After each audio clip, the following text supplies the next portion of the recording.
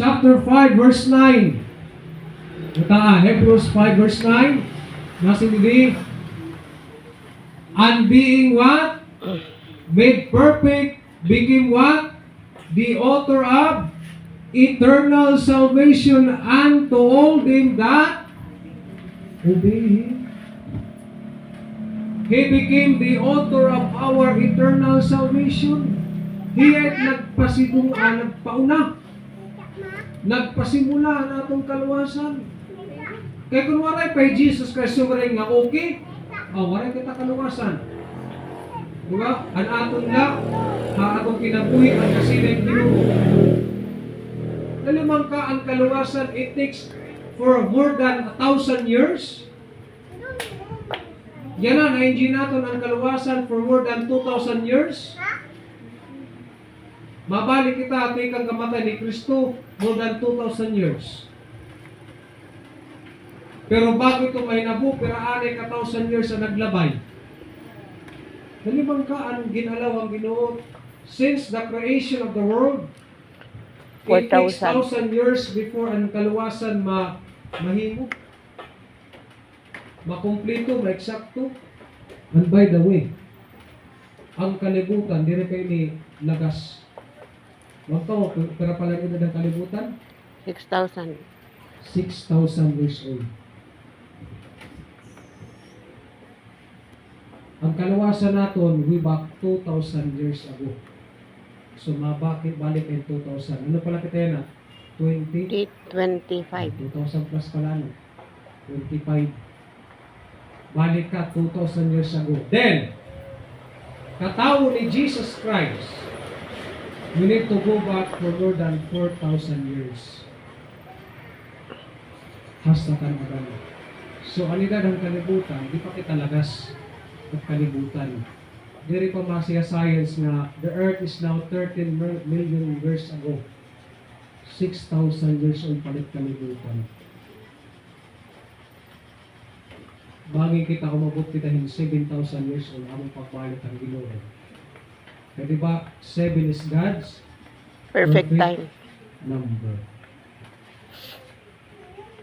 Ay kamo kalipat. Yan na, 6 pala. At nung susi, madapata, pero pa ka-years at 75.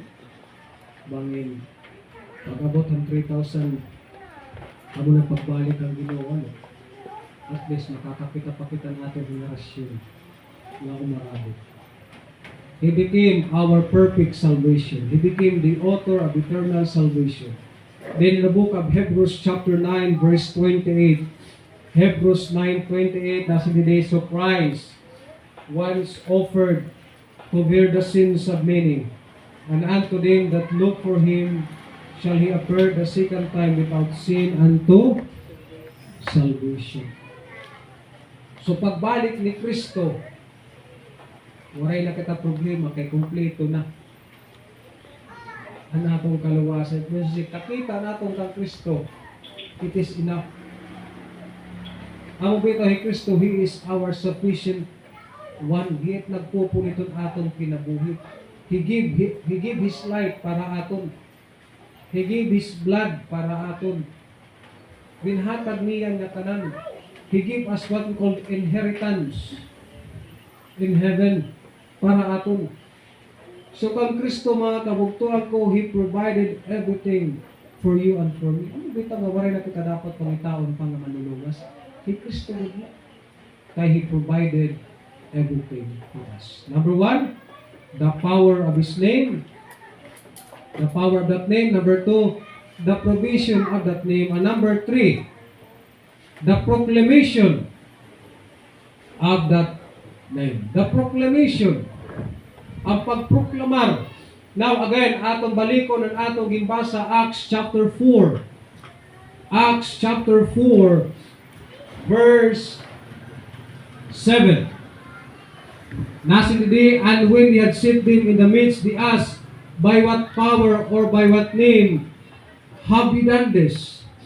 Then Peter, filled with the Holy Ghost, said unto them, ye rulers of the people and elders of Israel, if we this day be examined of the good deed done to the impotent man, by what means he is made whole, be it known unto you and all to the people of Israel that by the name of Jesus Christ of Nazareth, whom ye have crucified, whom God raised him from the dead, even by him that this man stand here before you. Gimproklamar, as a Christian, we are called the name of Jesus Christ to proclaim hatibuok kalibutan. Amo bitaw ang mando ni Jesus Christ in the book of Luke chapter 24. Luke 24, 47 to 48. Iproklamar ang ngaran ni Kristo. Luke chapter 24. Kita, Luke 24, verse 47 and 48. Ano na? Verse 47, and that repentance and remissions of sins should be preached in His name. Ang kaningaran kan Jesus Christ, preached in His name among all the nations, beginning at Jerusalem. Usalan atong ginpoproklamar nga ngaran. Usalan atong ginpapakilala nga ngaran. And that is the name of the Lord Jesus Christ. And that repentance and remissions of sin should be preached in His name among all nations, beginning at Jerusalem and Sumpay. And ye are what? Witnesses. And we are witnesses, and ye are witnesses of these things. Pagproklamaran ngaran ni Kristo at ibuok kalibutan, beginning at Jerusalem. Dinig yung proklamar natin ang ngaran ni Jesus Christ. Habarugo. And not only in Barugo, but also in our neighboring towns and cities and regions and provinces. Hatibok kalibutan. Ang upita the book of Romans chapter 10 verse 14, kung di mo kikitaon. The book of Romans chapter 10 verse 14. Ano na?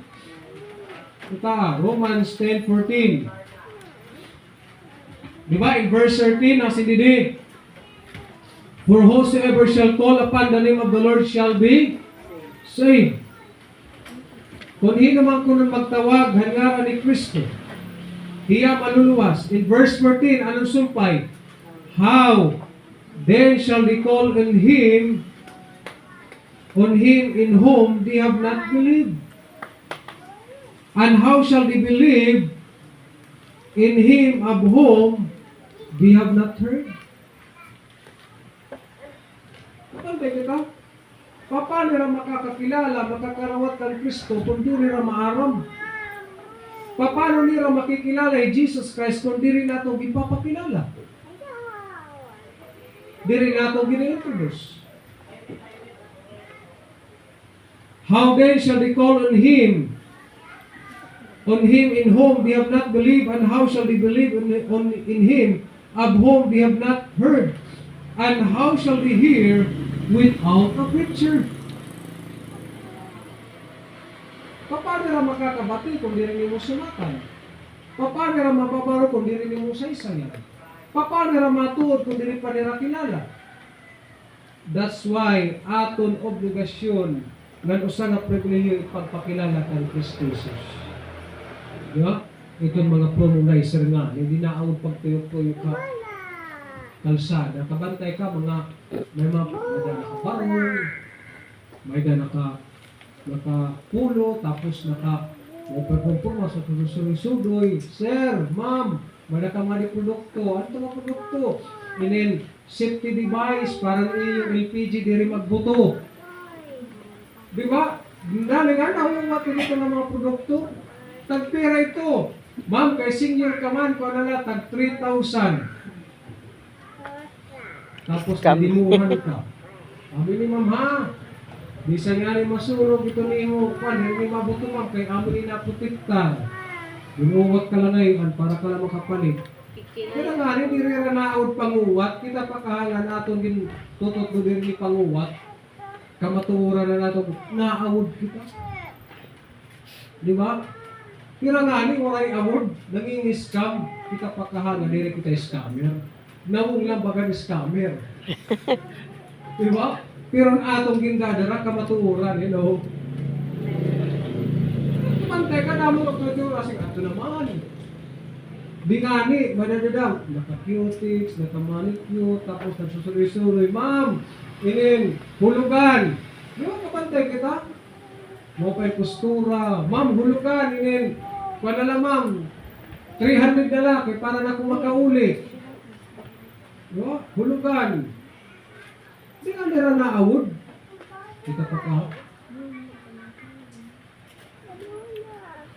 Nakabala ng mga naman Gian, eh. Di ba madanga na ito dito kung yung panyani, magawas ka, para ka piso.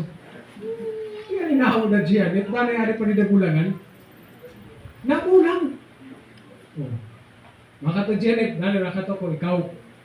Ito pinanaro ka din, eh. Para ba rin ibubulan kung Sabado Domingo. Natawa na lang ako. Kaya naman, humalong-bulang at kanto, maagi nga na ko sa'yo, pasakyan mo na mo, bahala ka, pagbakpas ka to, kinandi ka baro pag pinamulang, maram ka nga, tumang ka na nga napitan. Di ba ito, mahal nga rin na, parang lingkod, nabulang ito din. Kaya naaw pa pinanang kwarta, makani mabulang. Kita pa ka, Maaro pagod sun. Nadiri pagod nadiri at tagan. Nagbubulang lang ngayon. In the book of 1 Corinthians chapter 1 verse 23. 1 Corinthians 1:23. Ano na? Nasa ni Pablo, but we preach Christ crucified, unto the Jews a stumbling block, and unto the Greeks what? Foolishness. But we preach Christ. Para kuno ang mga Hudiyo, mga paleni katisuran. Para mga Griego is foolishness. And mga Greeks, they're always on debate. Nakikipag-debate ba? Kinahanglan ka kung may rason ka. Pag introduce mo kan Jesus Christ, kinahanglan may rason ka. Hilo to Jesus Christ. Ano ito yan? Nakakaon ba? Nakikita ba? Kaya nila gusto literal. Para mga view, stumbling block, magwali ka about Jesus Christ sa Israel, pagtitinawaan ka, tutuprahan ka, even this time, but we preach Christ. Sa rin pamanggapon ni Apostle Paul in 2 Corinthians chapter 4 verse 5. 2 Corinthians chapter 4 verse 5. Kita ko 2 Corinthians 4 verse 5.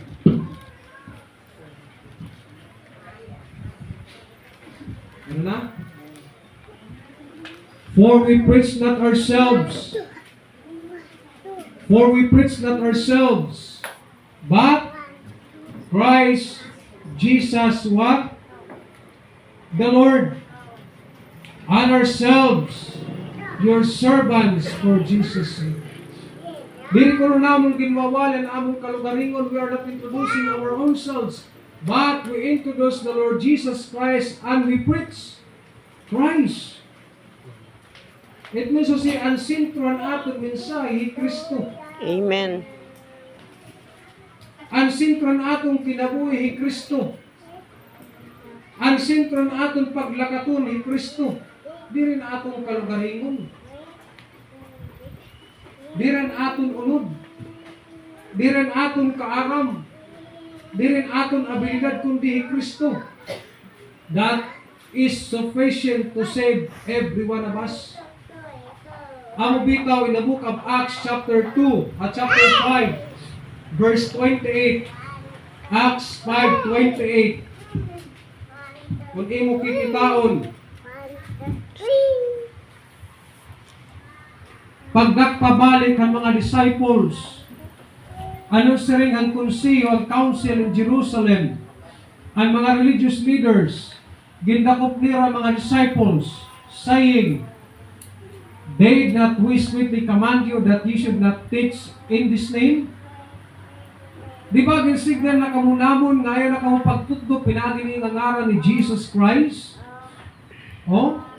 And behold, ye have filled Jerusalem with your doctrine and intend to bring this man's blood upon us.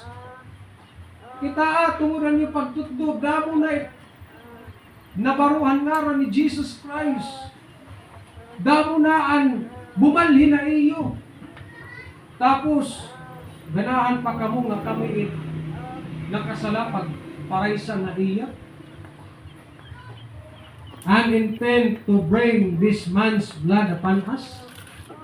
Para iyo kami konsensyahon na kami nagparaisan kang Kristo nga iyo gitatawag ng Ginoo. Remember mga kabugtuhan ko, ang nag-organize to crucify the Lord Jesus Christ are what? The religious leaders. Kira it nag-organize para Kristo maraisang.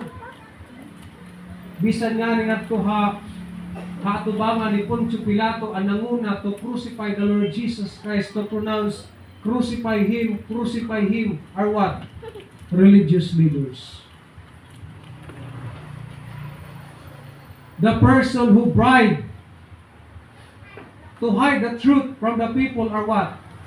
Religious leaders. Kabantay kamo ang mga sundalo, pagbalik niya ragad to templo, iragin sumat ang kamaturan kung ano nila nakita ng tuha lugnanan. Nga nakita nila lugnanan, may anghel nga nag-abre, nakita nila ang patay nga Jesus Christ naging nangaranang gumawas. Ano nila ginbuhat? Ginbaydan nila sundalo. Ayaw kamo aringasa kung ano nyo nakita. So, ganala niyo nga niya lawas din kawat ang mga disciples. Niya, aling kwarta pagtumakal. Diba? Religious leaders hindi na, di ba nagsiling na kami iyo nga diri na kamo magtutugtog pinagyan ngaran ni Jesus Christ?